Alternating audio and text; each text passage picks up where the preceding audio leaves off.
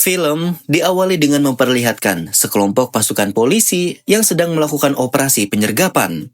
Perjalanan mereka sampai di titik ini tidaklah mudah karena butuh waktu berbulan-bulan untuk mempelajari semua jaringan bisnis haram milik para bandar. Singkat cerita, orang yang mereka tunggu-tunggu akhirnya tiba. Terlihat seorang bandar yang juga anggota mafia bertubuh besar datang ke sebuah bar sambil membawa satu tas besar. Dari sana, tas itu diambil oleh seorang waiter dan buru-buru dibawa masuk ke ruang ganti. Sesuai kebiasaan, waiter itu akan langsung berganti pakaian sebelum mengantarkan paket barang haram ke bandar utama. Tapi, siapa sangka seorang wanita tiba-tiba muncul dan mencuri paket tersebut.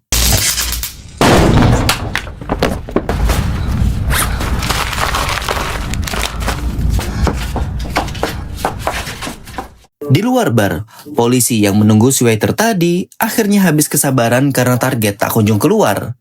Akibat hal ini, pimpinan tim yang bernama Kim memutuskan untuk mengubah target mereka dari si waiter menjadi anggota bandar yang tubuhnya sangat besar.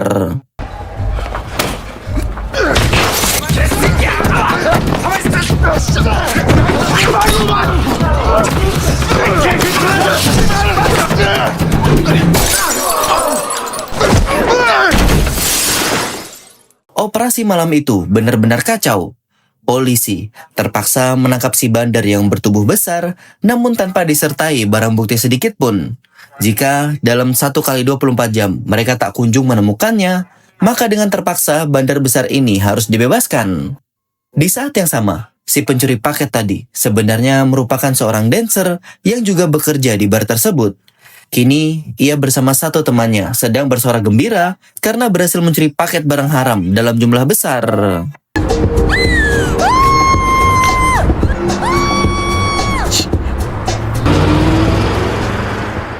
Pada pagi harinya, di sebuah apartemen kumuh, terlihat seorang pria bernama Tae-sik baru saja selesai belanja beberapa kebutuhan.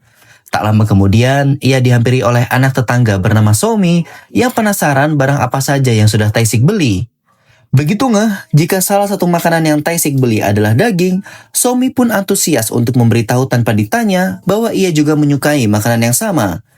Nah, karena tak tega, Tae-sik pun terpaksa mengajak Somi untuk masuk ke unitnya dan menikmati makan bersama. 엄마도 아저씨 성추행범이니까 너도 내가 나쁜 사람처럼 보이니? 감옥이 잘 어울릴 것 같긴 해요. 엄마 나 없는 거예요? Yap, baru saja beberapa kali suap, Ibu Somi akhirnya muncul dan mendatangi kediaman Tae-sik. Ia berniat untuk menggadai sebuah kamera, berikut juga dengan tas yang menyertainya. Nah, kebetulan karena bisnis gadai Tae-sik sedang sepi, maka ia pun menerima permintaan tersebut. Oh iya, Ibu Somi ini tidak suka jika anaknya berhubungan dengan orang lain, makanya sejak kedatangan ibunya tadi, Tae-sik berusaha menyembunyikan Somi agar ia tidak ikut kena omel. 아저씨 경고하는데 자꾸 우리 불러들이지 마. 소미한테 이상한 짓 하면 가만 안 둬. 애들 건드린 새끼는 용서 안 해. 불알을 뜯어버릴 테니까. Beralih ke kantor polisi, di mana bandar yang semalam sudah ditangkap, akhirnya terpaksa harus dibebaskan.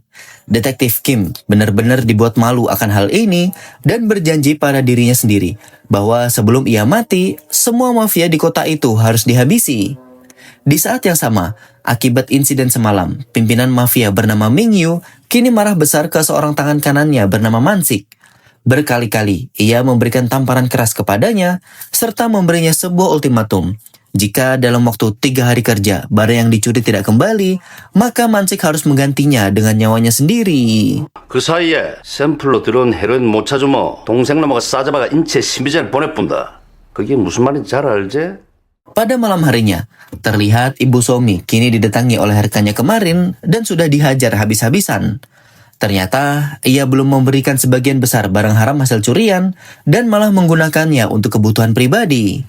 Meski mendapat perlakuan kasar, Ibu Somi terlihat tidak memberontak karena malam itu ia baru saja menikmati barang haram. Nah, ketika semua perlakuan buruk ini terjadi, Somi sendiri hanya bisa menutup telinga sebelum akhirnya memutuskan untuk pergi ke unit milik Tae-sik. Dengan memohon, ia meminta agar diizinkan tidur di sana, dan di momen inilah Somi mulai bercerita soal masa lalunya. Sejak lahir, sosoknya tidak diinginkan oleh siapapun, termasuk oleh orang tuanya sendiri. Tekanan hidup ibunya sebagai single parent membuatnya sering mengalami depresi, bahkan sudah beberapa kali mencoba membuang Somi ke tempat sampah. Meski begitu, Somi sendiri masih merasa beruntung karena punya tetangga baik seperti Tae-sik. Meskipun Tae-sik sendiri selalu memperlakukannya dengan sikap dingin. 쓰레기통이요. 쓰레기통을 뻥 차서 발가락이 부러졌대요. 그때부터 계속 쓰레기통. 웃기죠? Pada keesokan paginya, Tae-sik terlihat pergi ke sebuah kuburan untuk mengunjungi makam istri dan juga calon anaknya.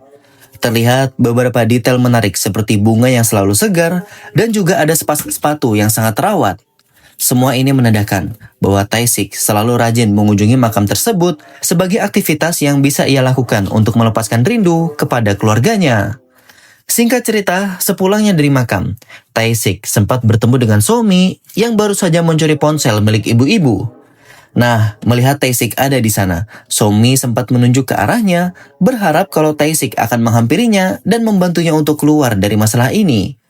Tapi, alih-alih membantu, Tae-sik malah buru-buru pergi dan memilih untuk tidak ikut campur. Singkat cerita, beberapa saat kemudian, keduanya kembali bertemu di sebuah minimarket yang ada di apartemen. Karena kesal, Somi lagi-lagi mencuri terang-terangan di depan Tae-sik, tapi yang memberi respon justru si penjaga toko. Paman tua ini bilang, biarkan saja Somi melakukan itu, karena suatu saat ia pasti akan mendapatkan balasan yang setimpal.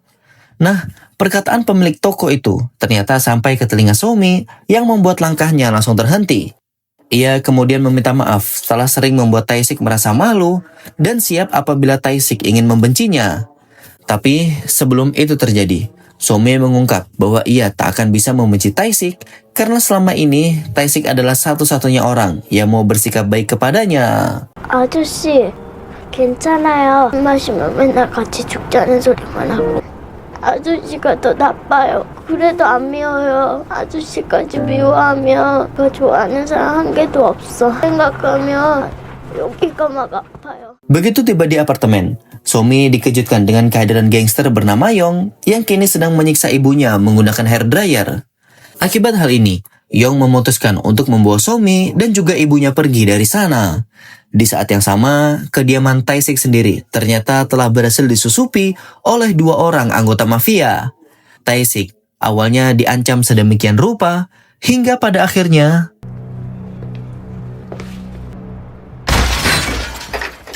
begitu mafia yang bertubuh besar berhasil dihabisi, salah satu mafia lainnya bernama Rowan langsung naik ke atas dan memberinya sebuah telepon. Lewat panggilan ini, Yong menjelaskan jika kamera yang kemarin Ibu Somi gadai berisi paket barang haram yang sebelumnya telah dicuri. Tae-sik diminta untuk mengembalikan kamera dan tas yang dimaksud jika ingin Somi dan ibunya mereka bebaskan.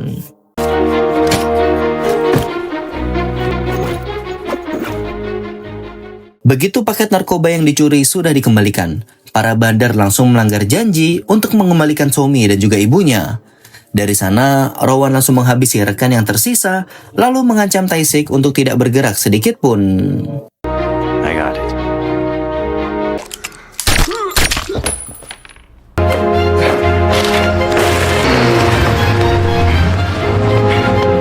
아저씨! 살려주세요! 아저씨! Begitu para bandar sudah menjauh, mereka kembali menghubungi Tae-sik dan menawarkan sebuah kesepakatan. Kali ini, mereka berjanji tidak akan menyiksa Somi dan juga ibunya apabila Tae-sik bersedia menjadi kurir mereka. Singkat cerita, karena tak punya pilihan, Tae-sik pun menjalankan beberapa perintah dari para bandar, seperti mengambil sebuah mobil dari parkiran, lalu pergi ke sebuah gedung tempat di mana Mang Yu biasa bekerja. Nah, dari sinilah masalah dimulai. Mang Yu mengira jika Tae-sik adalah calon pembeli obat-obatan, sementara Tae-sik sendiri taunya hanya diperintah oleh Yong untuk mengantarkan paket tersebut kepada Mang Yu. Ketika suasana penuh dengan pertanyaan, tiba-tiba Mang Yu ditelepon oleh Man-sik dan dijelaskan soal apa yang akan terjadi. Kurang dari 5 menit lagi, polisi akan tiba di kantor Mang Yu untuk menyeretnya ke dalam penjara dengan barang bukti berupa narkoba yang sudah Tae-sik bawa. Dari sini, kita jadi paham jika kelompok Man-sik diam-diam telah memanfaatkan Tae-sik untuk menjadi kurir narkoba demi bisa menjebak bos besar mereka. Man-sik sendiri ternyata masih sangat sakit hati atas perlakuan Mang Yu kemarin dan memutuskan untuk melakukan pemberontakan demi bisa menjadi pemimpin mafia yang baru menggantikan Mang Yu.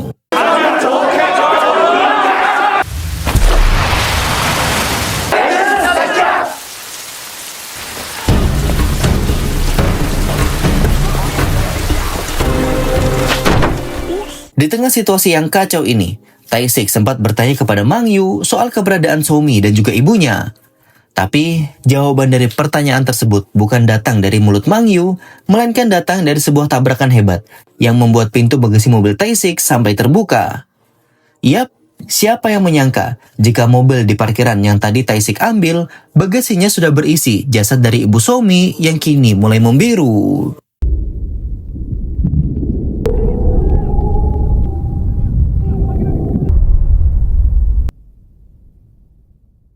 Singkat cerita, semua yang ada di lokasi segera dibawa ke kantor polisi untuk proses penyidikan. Sepanjang pemeriksaan, pihak penyidik dibuat bingung akan sosok Tae-sik karena dirinya benar-benar bersih dari catatan kriminal. Bahkan, hasil tes urinnya juga menunjukkan tanda yang negatif yang membuat mereka semakin bertanya-tanya, siapakah sosok Tae-sik yang sebenarnya? Yang lebih membagongkan lagi adalah data pribadi milik Tae-sik juga dilindungi oleh kode rahasia yang hanya diketahui oleh badan intelijen. Nah, belum juga mendapatkan jawaban akan siapakah Tae-sik sebenarnya, lagi-lagi polisi dibuat kewalahan karena tanpa diduga, Tae-sik berhasil kabur dari sana dengan melumpuhkan 6 orang penjaga. 여보세요? 뭐야? 아니요, 전 알바생인데요. 박 형사 어딨어? Berbekal video Tae-sik yang kabur dari kantor, membuat detektif Kim jadi punya alasan untuk meminta akses ke badan intelijen. Begitu diizinkan, para polisi dibuat terkejut akan latar belakang Tae-sik yang ternyata sangat mentereng. Sesuai dugaan, sosok Tae-sik yang dingin ternyata menyimpan banyak rahasia di masa kelamnya. Dahulu, ia merupakan agen intelijen khusus yang berada di kesatuan paling rahasia. Menurut rumor, mereka yang bertugas di unit itu merupakan orang-orang pilihan dan memang keberadaannya sangat dirahasiakan. Tak banyak info detail mengenai misi apa saja yang pernah Tae-sik jalani. Tapi ada satu yang tercatat, di mana ia pernah menyusup ke istana Presiden Korut untuk memasang alat penyadap. Nah, di saat yang sama, Somi sendiri kini sedang berada di pengawasan nenek-nenek yang biasa dipanggil dengan sebutan Mami. Di sana ia ditempatkan dengan beberapa anak sebayanya untuk nantinya dipekerjakan.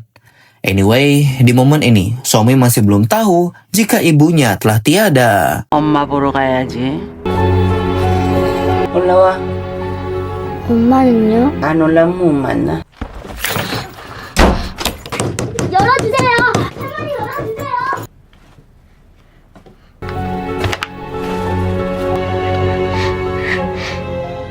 Pada keesokan harinya, Tae-sik yang sudah berhasil kabur, kini mencoba mencari keberadaan Somi dengan menggunakan caranya sendiri. Kalian masih ingat kan dengan HP yang Rowan berikan? Nah, berbekal info soal asal dari HP tersebut, Tae-sik langsung mendatangi tokonya untuk mencari informasi yang ia inginkan.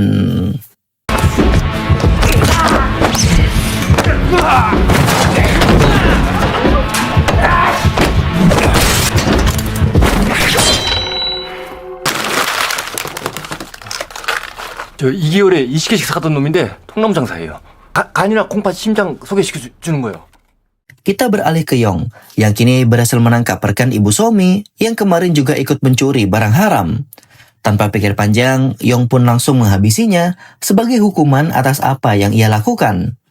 Oh iya, Yong sekarang menjadi orang yang cukup dihormati karena ia merupakan adik kandung dari Man-sik yang kini sudah menjadi ketua mafia menggantikan Mang Yu. Anyway, tak hanya rekan ibu Somi, Yong juga telah mengutus Rowan untuk membunuh Ming Yu yang berhasil kabur dari penjara.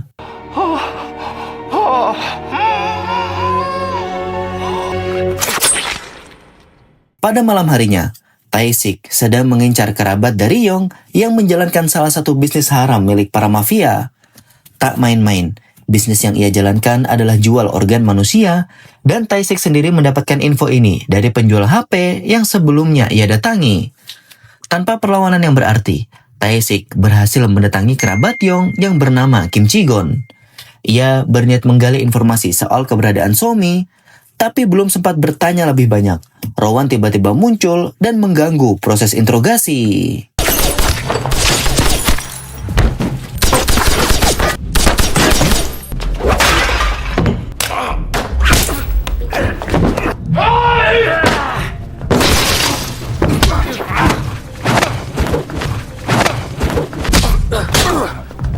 Karena kehabisan peluru, Rowan langsung kabur dari sana dan menyamarkan diri di tengah kerumunan. Mansik juga ternyata berada di tempat itu dan sengaja menjatuhkan sebuah ponsel untuk nantinya Tae-sik ambil. Singkat cerita, tak lama kemudian, Detektif Kim akhirnya tiba di sana untuk menangkap semua mafia. Mansik dan anggotanya terpaksa melarikan diri, sementara Tae-sik sendiri kini memilih untuk tidak mengejarnya karena tadi perutnya sempat terkena sebuah tembakan. Di perjalanan pulang, Tae-sik dihubungi oleh Mansik melalui ponsel yang tadi ia berikan. Dengan watadosnya, bos mafia ini menjelaskan jika apa yang sudah ia lakukan kepada Ibu Somi hanya merupakan urusan bisnis. 여보세요. 여보세요. 소미도 그렇게 했냐? 각막은 팔아먹을 수가 있거든. 너 한 5년만 썩다가 나와. 혹시 아냐? 니들은 내일만 보고 살지. Malam itu, Tae-sik tidak kembali ke apartemennya, melainkan mendatangi sahabat lama di unit intelijen bernama Dalso. Melihat kondisi Tae-sik yang memprihatinkan, Dalso pun membawanya masuk ke dalam rumah dan mulai mengobati luka dengan alat seadanya.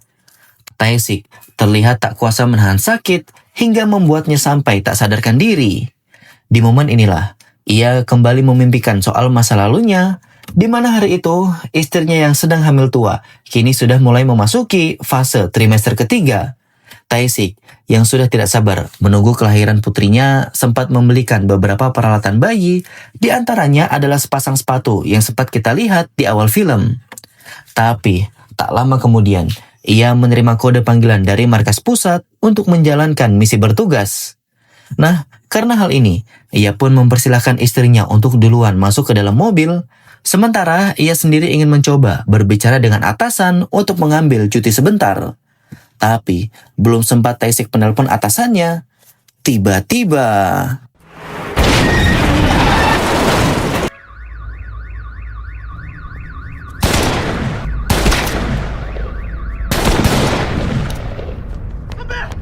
Yap, ternyata HP Tae-sik telah disadap oleh musuh lama yang masih menyimpan dendam kepadanya. Istri Tae-sik sampai tewas di tempat, sementara Tae-siknya sendiri tertembak di bagian jantung tapi berhasil selamat karena keajaiban. Singkat cerita, ketika terbangun dari pingsannya, Tae-sik sempat meminta persenjataan kepada Dalso untuk mencari keberadaan Somi. Tapi sahabat lamanya itu mencoba menasihati Tae-sik untuk tidak kembali ke dalam dunia yang sudah lama ia tinggalkan. 버려진 애들 하나 둘씩 데려다 놓으니까 옆구리에서 빼낸 총알 2cm만 높아서도 죽었어. 그거 하지 마라. 무슨 일인지 모르겠지만 그거 하지 마. 찾을 사람이 있어. Meski sempat dilarang, Tae-sik pada akhirnya tetap melanjutkan apa yang sudah menjadi niatnya. Hari itu ia mulai kembali ke setelan pabrik, lebih tepatnya saat ia menjadi anggota khusus di unit intelijen. Singkat cerita, begitu selesai bersiap, Detektif Kim tiba-tiba menghubungi Tae-sik dan memberitahu soal keberadaan Somi. Kemarin, salah satu kamera pengawas berhasil merekam wajahnya yang kini sedang berada di kota lain. Detektif Kim sengaja membagi info tersebut karena ia ingin Tae-sik datang ke sana, sementara nanti di saat yang sama, ia sudah siap dengan beberapa anggota untuk menangkapnya. Nah, sebelum telepon ditutup, Tae-sik sempat menjelaskan kepada Detektif Kim siapakah dalang sebenarnya yang menjadi otak di balik semua kekacauan ini. 가산역 지점에서 어제 현금 인출했더라고. 아는 정보 전부 털어놔. 만석이 종석이 뭐? 소미 엄마 죽인 것도 그놈들이야. 내가 아는 건 그게 다요. Mendengar penjelasan dari Tae-sik, Detektif Kim akhirnya menangkap salah satu residivis yang sampai detik ini masih aktif berjualan narkoba. Singkat cerita, setelah berhasil dilumpuhkan, si residivis segera diinterogasi dengan berbagai pertanyaan yang berkaitan dengan pengiriman barang haram. Daripada dijebloskan ke dalam penjara, ia lebih baik menjelaskan tentang sistem penugasan anak-anak yang memang biasa dijadikan oleh mafia sebagai kurir narkoba. Jadi saat malam hari tiba, semua paket barang haram diam-diam para bandar masukkan ke beberapa vending machine. Pada pagi harinya, anak-anak yang ditugaskan menjadi kurir akan mengambil barang haram tersebut dari mesin yang ada. Nanti setelah berhasil menjual, mereka akan menarik uang dari ATM sekali pakai dan menyetorkan uang yang didapatkan kepada Mami. Nah, Tae-sik sendiri akhirnya sudah tiba di kota tersebut dan juga sudah mengetahui fakta soal alur pengiriman. Kemarin kan ia sempat dijadikan sebagai kurir oleh Yong dan juga Mansik. Pagi itu, Tae-sik diam-diam mengamati seorang anak kecil yang sepertinya sudah ditugaskan menjadi kurir narkoba. Ia berniat akan mengikuti kemana anak tersebut pergi dengan harapan bahwa dirinya bisa menemukan keberadaan Somi. Diam-diam, Tae-sik pun mengikuti anak tersebut dari belakang, tapi sayang beberapa polisi segera menyadari keberadaannya.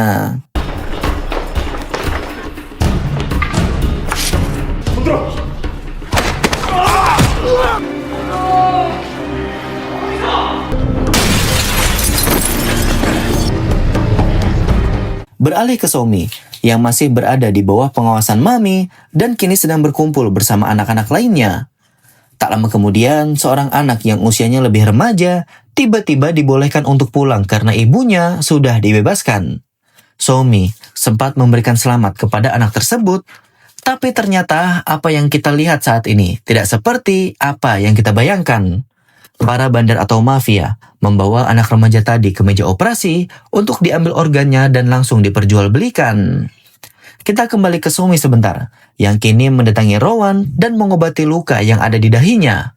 Dengan polos, Somi memohon untuk dibebaskan dari sana dan bisa dipertemukan kembali dengan ibunya. Rowan, yang mengetahui fakta sebenarnya soal ibu Somi, hanya bisa terdiam tanpa memberikan jawaban. 진짜죠? 말 잘 들으면 엄마 볼 수 있는 거죠? Beralih ke Tae-sik yang kembali berhasil membuntuti anak tadi dan sampailah mereka di sebuah gedung tua. Terlihat para bandar sedang memproduksi obat terlarang dengan menugaskan anak-anak untuk mengerjakannya. Bahkan, kebiadaban mereka sampai menjadikan anak-anak kelinci percobaan untuk obat-obatan yang sudah mereka kembangkan. Tae-sik sebagai halodek sejati benar-benar tak tahan melihat ini semua dan akhirnya kembali melayangkan serangan.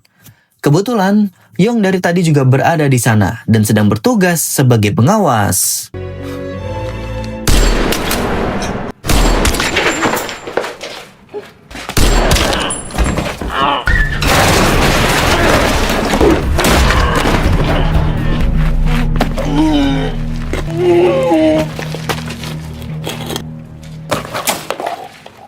Begitu Yong berhasil dilumpuhkan, Tae-sik lebih dulu menyiksanya sebelum akhirnya menghubungi Mansik untuk bernegosiasi.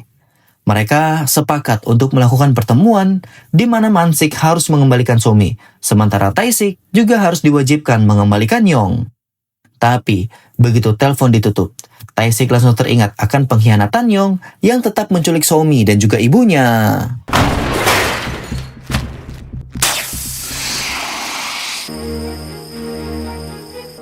가는 충청도로 그 어린 것들이 그렇게 죽었어도 국경을 떠들게 된다는 거.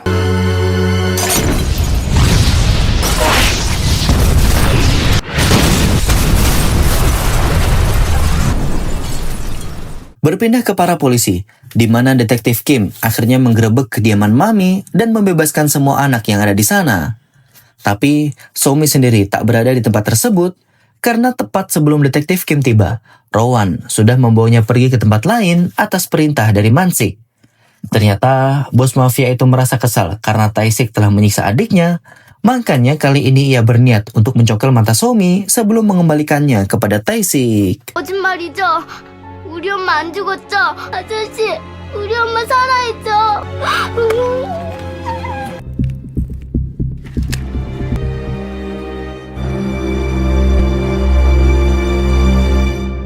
Singkat waktu, pertemuan antara Mansik dan Tae-sik yang sebelumnya sudah dibicarakan akhirnya terrealisasi. Terlihat Tae-sik hanya datang seorang diri, sementara Mansik sudah dijaga puluhan anggota. Malam itu, Tae-sik berniat untuk bicara baik-baik perihal pembebasan Somi, tapi emosinya keburu naik duluan, tatkala bos mafia itu melemparkan 2 bola mata yang sudah diambil dari mata Somi. 존치가 몇 개냐? 뭐? 금리빨 빼고 무료리 씹어먹어 줄게.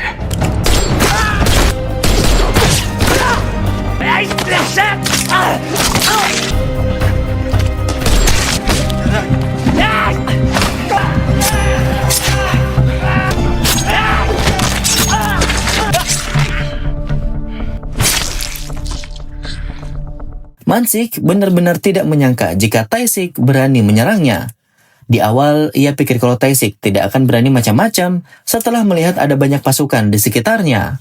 Tapi, semua itu salah besar karena Tae-sik bukan pria pengecut seperti Mansik.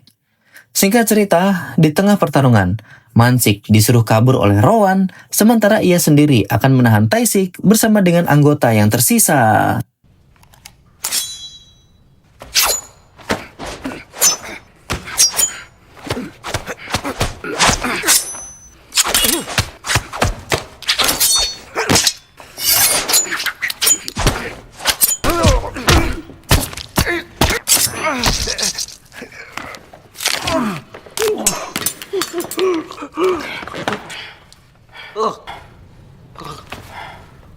Begitu Rowan berhasil dihabisi, Tae-sik segera menuju parkiran untuk mengejar Mansik yang mencoba kabur. Bahkan, saking takutnya, bos mafia yang biasa petatang pententeng kini sampai meminta bantuan dari pihak kepolisian. Tapi, hal itu tentu saja percuma, karena pada akhirnya...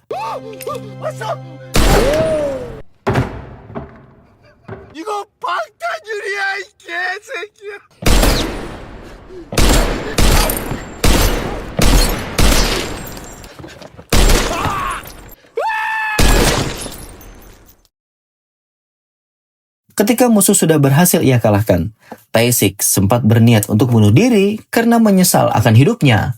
Beberapa tahun lalu, ia gagal melindungi istrinya, dan kali ini ia kembali gagal melindungi Somi yang sudah ia anggap sebagai anak sendiri. Tapi sebelum pelatuk ditarik, Tae-sik samar-samar mendengar suara Somi dari sudut bangunan.